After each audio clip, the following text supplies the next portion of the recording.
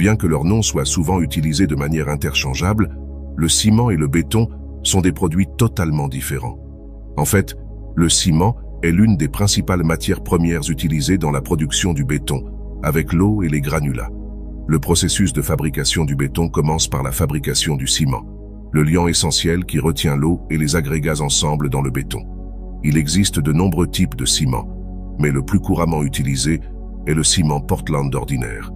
Son inventeur l'a nommé ainsi parce que sa couleur ressemblait à celle de la pierre extraite de la carrière de l'île de Portland, dans le Dorset, en Angleterre. Les principales matières premières utilisées dans la production de ciment sont le calcaire et l'argile. Ils sont généralement extraits du sol par dynamitage ou à l'aide de machines lourdes pour les extraire de la croûte terrestre. Les matériaux extraits sont transportés vers l'usine de concassage, où ils sont broyés en morceaux plus petits. Le calcaire broyé et l'argile sont ensuite mélangés dans des proportions appropriées pour former un mélange brut. Le mélange brut est transféré dans un broyeur constitué d'un grand cylindre rotatif. À l'intérieur du moulin, les matières premières sont broyées en une fine poudre. Ce processus de broyage améliore l'efficacité des réactions chimiques ultérieures et garantit l'uniformité de la composition du raw mix. Le mélange brut en poudre est ensuite chauffé dans une tour préchauffée où les gaz chauds du four sont utilisés pour augmenter la température.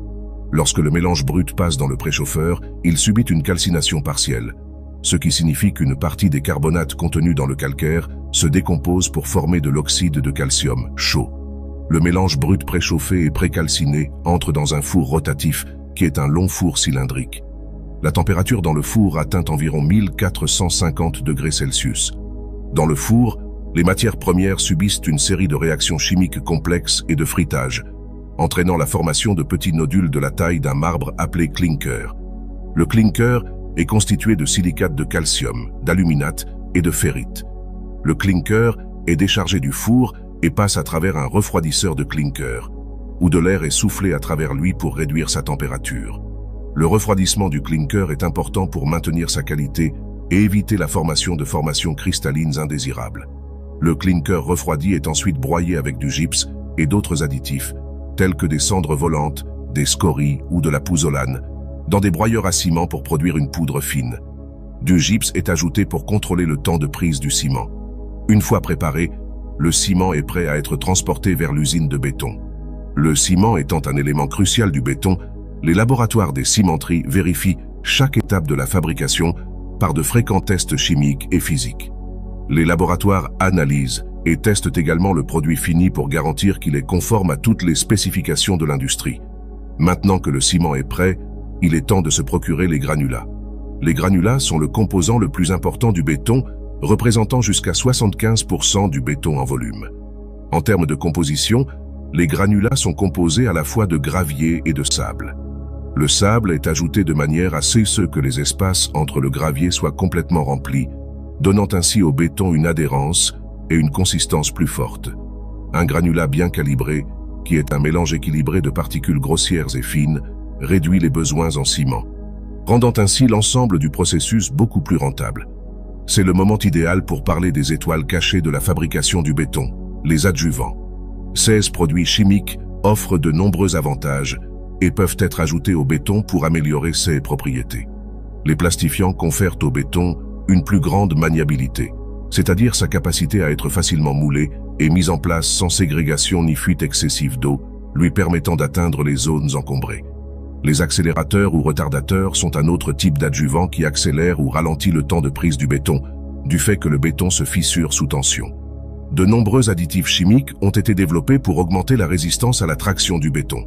Le béton peut également être renforcé en utilisant des fibres d'acier inoxydable, de verre et de carbone. Une fois toutes les matières premières disponibles, la production de béton peut enfin commencer.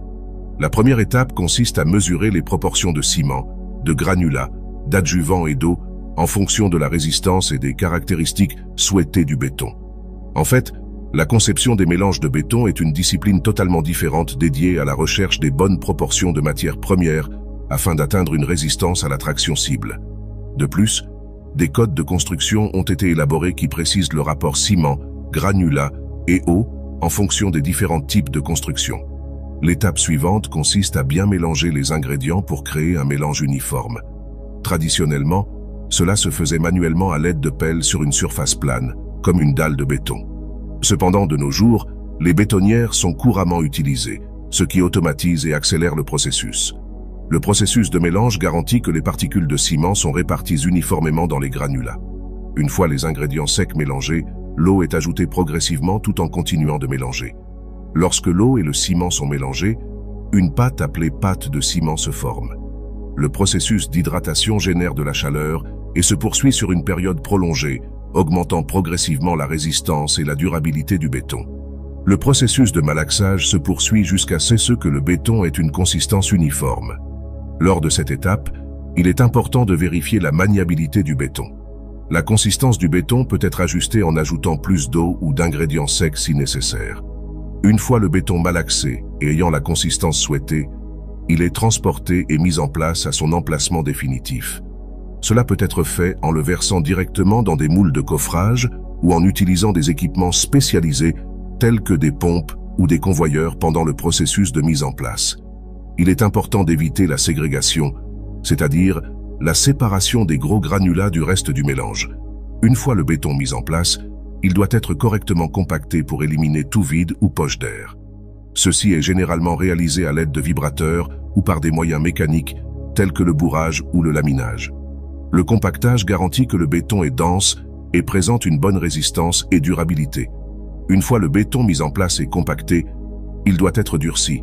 Le durcissement est le processus consistant à maintenir des conditions d'humidité et de température adéquates pour permettre au ciment de s'hydrater et de gagner progressivement en résistance. Cela implique généralement de garder le béton humide ou de le recouvrir de membranes de cure, de couverture ou de feuilles de plastique. La cure peut durer plusieurs jours ou semaines selon le type de béton et la résistance souhaitée. Une fois que le béton a suffisamment durci, diverses techniques de finition peuvent être appliquées pour obtenir la texture et l'apparence de surface souhaitée. Cela peut inclure des techniques telles que le lissage, le nivellement, la truelle ou l'application de finitions décoratives. En raison de sa polyvalence, le ciment est le matériau de construction le plus utilisé. Rien qu'aux États-Unis, plus de 4 milliards de dollars de ciment hydraulique, une variété qui durcit sous l'eau, sont produits chaque année pour être utilisés dans des constructions en béton d'une valeur de 20 milliards de dollars. À l'échelle mondiale, la valeur de l'industrie du béton est estimée à plus de 600 milliards de dollars, CE qui, croyez-moi, représente beaucoup de zéros. C'était tout pour aujourd'hui.